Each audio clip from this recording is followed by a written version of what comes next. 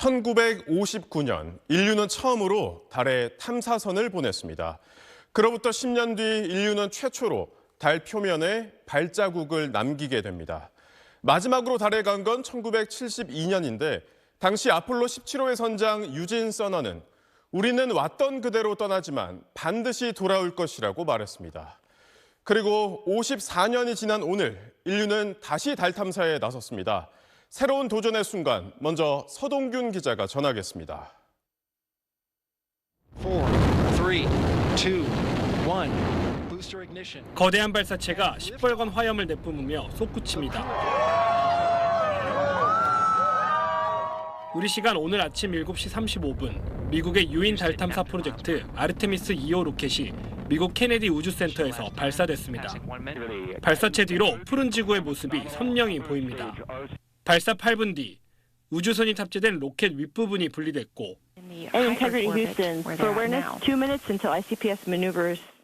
발사 5시간쯤 뒤엔 로켓 최상단에서 4명의 우주인이 타고 있는 캡슐이 떨어져 나왔습니다.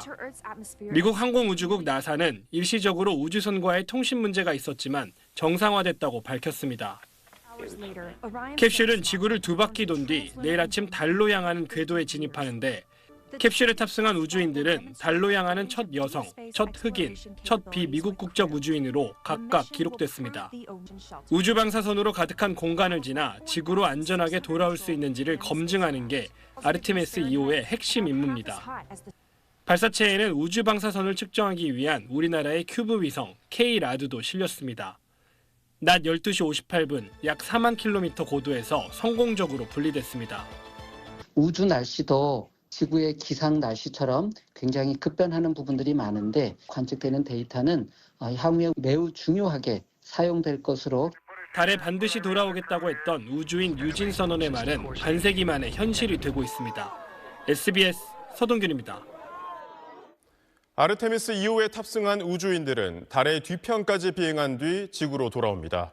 인류 역사상 가장 먼 곳까지 날아가는 이번 임무가 무사히 완수되면 인류는 2년 뒤 다시 달 착륙에 도전합니다. 이어서 정구희 기자입니다. 아르테미스 2호 로켓은 높이가 98m로 30층짜리 건물만큼 거대합니다. 우리나라 누리호와 비교하면 약 2배 이상 큽니다. RS-25 engines lit. 이 로켓이 달까지 가려면 아주 막대한 에너지가 필요합니다. And lift off. 로켓은 1단 엔진과 양쪽에 있는 부스터를 이용해서 지구의 중력을 벗어나는 데 성공했습니다. 1단과 부스터 그리고 그 안에 든 연료의 무게는 2,600톤인 전체 로켓 무게의 99%를 차지합니다. 달까지 실제로 날아가는 건 로켓 꼭대기에 탑재된 우주선 오리온입니다. 오리온의 지름은 5m 정도인데 이 안에 우주인 4명이 타고 있습니다. 오리온은 서서히 고도를 높여가면서 달을 향해 비행하고 있습니다. 달까지는 직선 거리만 38만 킬로미터, 날아가는 데만 약 나흘이 걸립니다. 이번엔 달에 착륙은 하지 않고 팔자 모양으로 달의 궤도만 돌다가 지구로 돌아옵니다. 총 임무 기간은 약 열흘 정도입니다. 다시 지구로 돌아와서 우주선이 낙하산을 타고 바다 위에 착륙하면 최종 성공입니다. 달의 뒤편까지 갔다 오는 만큼 예정대로라면 지구로부터 41만 킬로미터 안팎까지 비행하게 됩니다. 지난 1970년 아폴로 13호가 세운 40만 킬로미터 기록을 넘어서게 됩니다. 이번 임무가 성공할 경우 내년엔 우주선과 달 착륙선을 연결하는 도킹 시험에 들어가고 이어 2028년엔 인류가 다시 달 표면에 착륙한다는 목표를 세웠습니다. 나아가 2030년대에 달 기지를 건설해 화성 착륙을 준비한다는 계획입니다. We will invest approximately $20 billion over the next 7 years and build it through dozens of missions, working together with commercial and international partners. 달 기지 건설에서 화성 착륙까지 긴 우주 여정의 첫걸음이 오늘 시작됐습니다. SBS 정구희입니다. 이렇게 인류의 영토가 달로 확장되는 시대. 우주는 국가 주도의 탐사를 넘어 민간이 참여하는 거대한 시장으로 변하고 있습니다. 오늘 열린 SBS X 스페이스 포럼에서는 왜 우주가 중요한지, 후발주자인 한국은 앞으로 무엇을 해야 하는지 학계와 산업계가 머리를 맞댔습니다. 여현규 기자가 보도합니다. 미국의 유인달 탐사 프로젝트에 이어 올해 예정된 중국의 무인달 탐사선 발사, 일본의 화성 탐사선 발사, 한국의 누리호 5차 발사 등 우주를 둘러싼 경쟁은 더 치열해지는 양상입니다. AI가 기반이 되어 각 분야로 확산되는 것처럼 우주기술 역시 산업 전반을 바꾸는 핵심 기반 기술로 확장되고 있습니다. 일론 머스크의 스페이스X가 열어젖힌 우주 저궤도 위성 경제, AI 전력난의 해법으로 급부상한 우주 데이터 센터 등 민간 참여는 가속화할 전망입니다. 우주 관련 경제는 2035년 약 1조 7,900억 달러, 하나로 2,400조 원까지 성장할 것으로 전망되는 상황. 한국은 우주산업 후발주자지만 반도체와 통신, 전자부품, 제약 등 제조업의 경쟁력을 우주 영역으로 확장시키면 가능성은 충분하다는 평가입니다. Having the commercial entities playing major role, the biggest change will be the size and the scope of the opportunities, as I mentioned, especially in the pharmaceutical, semiconductor, fiber optics, and artificial organs. Those are the areas that we expect that will energize the utilization of low Earth orbit. 아르테미스 2호에 탑재된 K 라드큐브를 통해 삼성전자와 SK 하이닉스가 방사선과 열 등 극한 우주 환경에도 견디는 우주 반도체 개발에 공을 들이는 배경입니다. 우주는 공기가 없는 진공이라 열을 식히기가 너무 어렵습니다. 메모리와 로직 반도체를 하나의 패키지에 통합해서 쌓아서 연결하는 이러한 기술은 전력 소모를 줄이면서도 우주의 좁은 공간에 최적화된 가장 강력한 무기가 될 것입니다. 우주 데이터 센터는 비싸고 성능이 떨어지는 우주용 내방사선 칩을 쓰는 대신에 HBM과 같은 고성능 상용 부품을 사용할 수 있게 해야 합니다. 하나는 저궤도를 넘어선 초저궤도의 위성을 깔고 고품질의 위성 데이터를 확보할 계획입니다.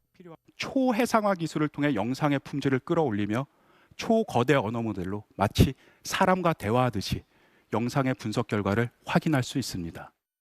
우주 기술 주권 확보를 위해선 정부 주도의 강력한 거버넌스와 제조 경쟁력을 우주로 확장하는 민간과의 협력, 그리고 긴밀한 국제공조 3박자가 필수입니다. SBS 여현규입니다.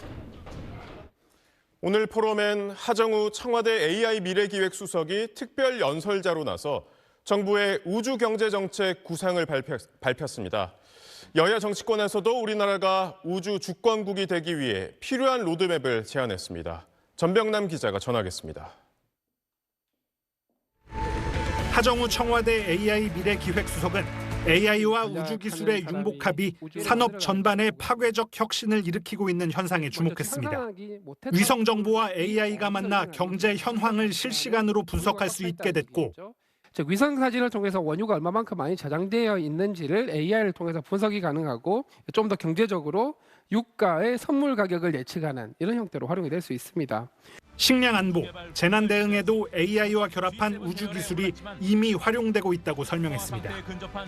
또 AI의 자율주행 기능은 심우주 탐사 역량을 확장하고 저궤도 위성은 생성형 AI와 결합해 우주 CCTV로 발전할 것이라고 내다봤습니다. 정부의 우주 경제 구상도 구체화했습니다.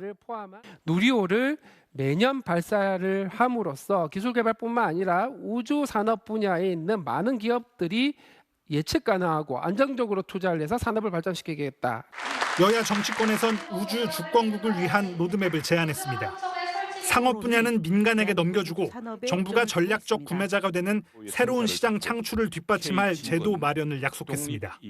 산, 학, 연, 관 협력을 통해 현장형 인재를 강화하고 뉴페이스 투자 확대와 규제 개선으로 기업의 도전을 뒷받침하겠습니다. KGPS 구축과 우주자원 확보라는 더 큰 그림을 그려야 합니다. 대한민국이 뉴스페이스 시대의 주역이 될 수 있는 실질적인 미래의 의제들입니다. 국가 균형 발전과 지역 산업 육성 차원의 우주 산업 중요성도 강조됐습니다. 우주산업 클러스터는 연구, 인재개발 특화지구인 대전과 발사체 특화지구인 전남, 위성 특화지구인 경남을 3축으로 묶어 우주산업 역량을 키우는 전략입니다. 진주, 사천, 고흥 등의 프랑스 남부 못지않는 우주항공 인프라가 모여 있습니다. 체계적으로 활용해서 K-에어로스페이스 기술 주권의 주춧돌로 삼을 필요가 있는 것입니다. 우주산업 발전 관련 법안과 예산이 선진 우주 강국에 비해 매우 적은 점도 개선할 점으로 지적됐습니다. SBS 전병남입니다. 안녕하세요. SBS 사공성건입니다. 더 많은 기사와 라이브 이벤트까지 받아보시려면 오른쪽에 보이는 구독 버튼 꾹 눌러주시면 됩니다. 고맙습니다.